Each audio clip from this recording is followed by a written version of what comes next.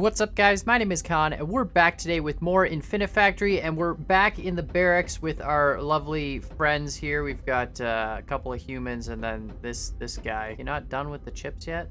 So we're back, of course, with the Resistance, and we're in the heist, and we're actually at the final puzzle of the heist called the Big Blowout. So it seems like these heist puzzles have all been focused on teleporters and building stuff through teleporters. So I'm assuming this last one is focused on teleporters, and then hopefully Production Zone 1 and Atropos Station. I don't really know what these two are about, but I'm hoping that they don't involve teleporters and they involve something a little bit different. But we'll see, and we'll figure out what that is. But first, we're going to do the Big Blowout. So I'm assuming we are... Oh, okay, we've got parts here. Okay, 3 different parts. Gotcha. And so we're going to build something on this side then. Okay, so what are we building? This looks pretty... Is this supposed to be like a bomb or something? I mean, I'm assuming this is called the Big Blowout, right? So I'm assuming that we're gonna blow up the enemy ship, I think. But regardless, this is actually gonna be kind of difficult. We gotta make a ring of 8 with an orange thing in the middle, and then another ring of 8 with the orange thing in the middle, and then 4 holding it up in between. This is going to be a complicated assembly, and we've got to do all that inside here. It's going to be tough, so we're going to have to bring all the products through the teleporter first. All right, well, to bring them through, we're just going to have to do them in a proper order. So I think we bring these with the orange one first, and then bring these 4 pieces last, because we'll need to build the plates first. So I figure we'll bring all these through, we'll bring this, and we're just going to delay them out here. And like I say in pretty much every episode, we are not at all going for block score. All right, so that should be good at just... Okay, perfect. We'll bring this piece in first, just like that. So that should feed all those in if we fast forward a little bit. There's going to be a little bit of a gap between them now because they have to drop. Is there a way to... I mean, there's no real way to get rid of that, is there? I mean, even if we drop them, like, directly here, it's going to be the same thing, right? Like, if we just do... And no matter what, they're going to have to wait. Okay, well, you know, that's fine. That's as fast as we'll go.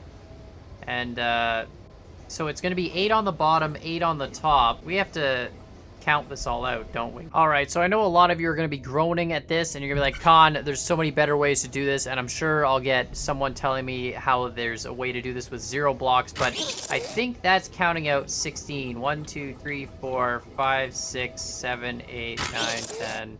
11, 12, 13, 14, 15, 16. Right, so that counts out 16, and then it just pushes them all off, and then it just, you know, sends them down into the teleporter. We're just going to count out all the ingredients all at once, and we're going to have them all deploy on the same set of pistons. So we're going to have all the power cores go here and get counted out, and there'll be 2 of them there, and we'll block them so that they can't, you know, get more accidentally, and we'll have them connected up to this same set of pistons here. Right, so those will deploy, and it'll basically stop the power cores until the entire top piece is ready to go. And then we'll just do the same thing here for the stands in the middle. So we're going to use 4 of those, and we'll put this like that. There we go. And then we'll put a set of pistons. So now the cycle rate shouldn't really matter because it's only going to create 1 product at a time. And then here we go, bring this down and across. And 1 sensor will then deploy all the ingredients we need, I believe. So we got 4 stands here. You know what? We can crank up the cycle rate to max. It shouldn't make a difference, I don't think. So we got 4 pieces there. 16, and then it all gets out of order. Of course it does. It's got to have enough time to clear out the inventory of parts before the next set of parts come through. So that's good. It's the 16, and then it's those. And those should clear out just in time. Perfect. All right, there we go. So now we're sending the right amount of stuff through. I got a comment in the last video, which really kind of stuck with me, and it said, you're thinking too much about building, you know, horizontally. You got to build up more. So I think for this, the first thing we're going to do is bring the product straight out of the teleporter up, and then send it across, and then distribute it up top, so then we have more room to build assemblies down below. I feel like that's going to help us out a lot in the long run. So we're just going to go straight up like this. We'll just do this, and we'll go up here. And then we will build a little sort of janky situation here like this. And good to go. And then we just got to distribute ourselves 1, 2, 3, 4. So there's 4 plus 2 plus 16. So that's a little bit ridiculous, but you know what? It's out of the way. It's right up at the ceiling level. So this should actually be great, and then we'll be able to put our pistons and just have all the assemblies kind of fall off. Again, I know a lot of people, there's a better way to distribute stuff than this giant piston method. I feel like this giant piston method wastes blocks, but it's really easy to do, so that's why I really don't care. And actually, we can just remove those. This should create one line of product, hopefully. We've done this right. Yeah, that's exactly one line. And we've got 1, 2, 3, 4, 5, 6, 7, 8 blocks. 1, 2, 3, 4, 5, 6, 7, 8 plus 2 plus 4. Okay. So we're going to send all the power core and pieces to make the 2 flat discs first over here to this side because we're going to need those. And then we're going to have the 4 pieces that go in between the 2 flat discs on the other side over here, which we'll figure out what to do with them later. All right, perfect. So it turns out you can weld stuff while it's moving. Don't know why I didn't think of this before, but now we can get the 2 sets of 3 rows, which is good for the outside pieces because we need 4 rows of 3, and then we need 1 row in the middle there that's got sort of a weird layout. So this should actually work in just giving us this the 2 patterns. So there we go. So that should give us 2 sets, and then we need these last 6 to sort of combine in a different way and somehow create a row with a couple in the middle. All right, so we've got these 2 sequencing things here. It's really just a bunch of conveyor that kind of sorts the pieces out. So the energy core comes around, this one piece goes in behind the energy core, and then this piece goes out in front. I think it's an energy core, I'm not sure. And then we're just really simply gonna have them all get attached like this together in 2 strips of 3, and we can just weld them like that. Here we go, perfect. And then these should just be able to get fed off just like that, and we should have now all 4 of the strips we need to make, or all 6, I guess, of the strips we need. So we'll have 4 of the outside that are just 3, and then 2 of them that have the energy cores in the middle, hopefully, once our big line of stuff gets up here. And then we've got tons of room down here to do all sorts of other stuff, which is great, because we'll need that to build the assembly. So here we go. So that's the 4 pieces. These get sorted. And then perfect, they fall in as well. All right, this one will build. I mean, this one once you've welded, you can just go this way. And same here, once you've welded, you can go this way. And we just need to really sequence you, so you can stack up like this. Let's say you can stack up here in the middle, right? And then you just come around the outside. Let me see here. We don't really have room for you to come around the outside. What if, hold on, we can put the welders up like this. There we go, just like that. That give us enough room? Come around this way. Like that. Perfect. And then the next one should force the whole thing off, I would imagine, and we can just put a stack of welders right like this.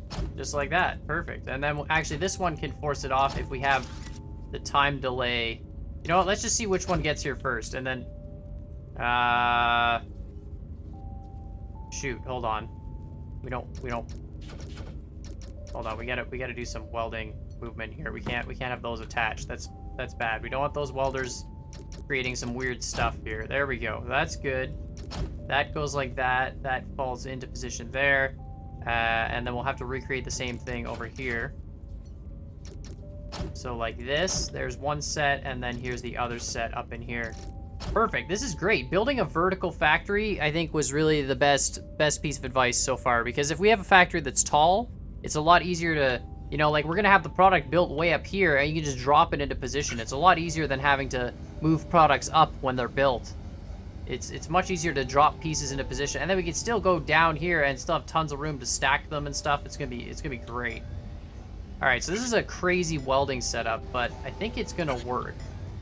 And then we just duplicate it, and then we have 2 discs. So there's 1 disc, another disc, and then the energy core falls in the middle. Right, and then the energy core can be the thing that feeds it out like that. So that'll create 1 disc. All right, we're gonna bring this one down a few more steps. That's fine, we'll just have it drop further. And then we'll redo the assembly down here. Hopefully this is low enough. So we bring that out 3, bring that across like this. That's the other energy core. Hold on, we can just bring this across this way. Right, so we can have it assemble here. And like this, and then the third one is there. Where's the third piece? Oh, the third piece is over here. Okay, so we'll bring this one around. This is actually awesome. This is really, really cool. I think any new factories I build in this game are definitely gonna have to be built with this same sort of vertical sense, because it's just, you get so much more space. You have just all this room to do all sorts of stuff, and that's gonna be terrible to go there because, you know what? We're gonna bring you back up. It's fine. We're gonna bring you up, and then we're gonna drop you over. Like that. I think this is gonna work. Hopefully this will assemble another piece there, because we're gonna have to put welders. You know what? We just put the welders now. So hopefully this welds the whole thing there.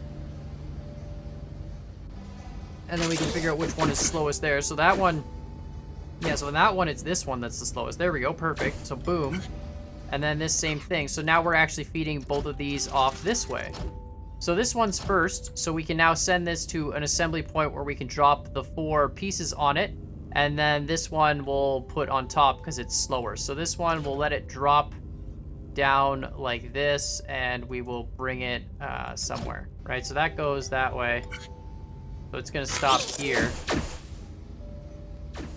So for now, we'll just do this, even though we can delete all this later, but just so we can easily see where everything's going to be. So it's all gonna be there. So we're gonna need like welders in each corner, right? And then that way, I mean, is that even efficient at all? You'd have to drop it from a higher height. Actually, we can do that. That fits perfect. And then actually we can just time delay this other one and have it come onto the same track as well. We can just have this feed off and go through some loop and then come back around and then eventually just drop onto the same track.